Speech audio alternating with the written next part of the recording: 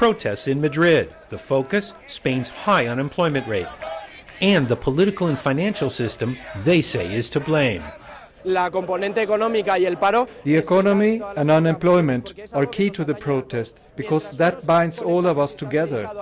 In this crisis, while some have gotten rich, most people have less income. Spain has an unemployment rate of 21%, the highest in the Eurozone. There are a record 4.9 million people out of work.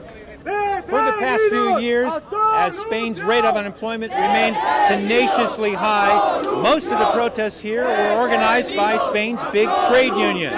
But now, a grassroots anger seems to be emerging, fueled by social networks. Elena Ortega, a part-time secretary, says she helped spread the word on Facebook about the protests. If this is happening, it is because the unions were not doing what was needed when it was needed. They have not delivered. Her son next to her is a case in point. He's been looking for steady work for 4 years. 40% of our young people are unemployed and do not have a chance. Outside this courthouse, demonstrators also showed support for 19 people arrested in earlier protests. The protests are getting a lot of media attention before local and regional elections across Spain on Sunday.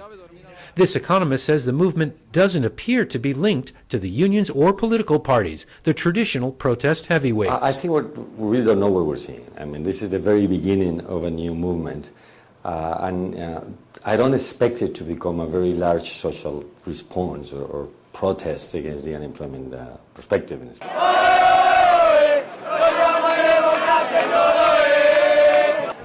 But several thousand protesters returned that evening to Madrid's central Puerta del Sol Plaza, where the protests had started last weekend.